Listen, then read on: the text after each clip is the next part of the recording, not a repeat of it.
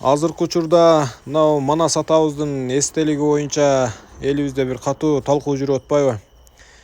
Эстелик окшошпой калды, башка кылса болмок, жакшы эле кылса болмок деп ушул маселе боюнча мен дагы оюму билдиргенче кетейин. Азыр мына бул жерде астыңыздарда турган Эр Көкчө деген баатырыбызбы кандай өмүр баянын астына толук жазбаптыр.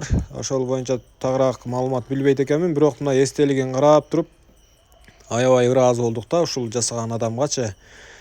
Атты дагы аябай сонун келиштирген, баатырды дагы аябай сонун көрүнүктүү кылып, бир аябай сонун бир чеберчилик менен, бир фантазиясы кенен адам жасаган да мунучу. Манас атабызды деле ушундай чебер скульптор деп коебузбу, эстелик жасагандарды ушундай адамдарга жасатсак болбойбу эле?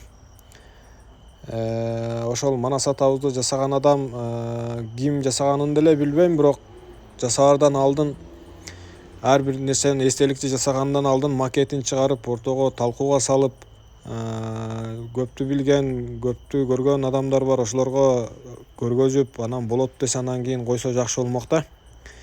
Мына бул эми бир Алайдын бир айылында турат, эми бир таланты бар, таанышы жок адам жасаган да мунучу, бирок аябай сонун келиштирип жасаган. Манас атабыздын эстелигине мисалы канчалаган миллиондор кетти деп айтып атышат менин угушум боюнча.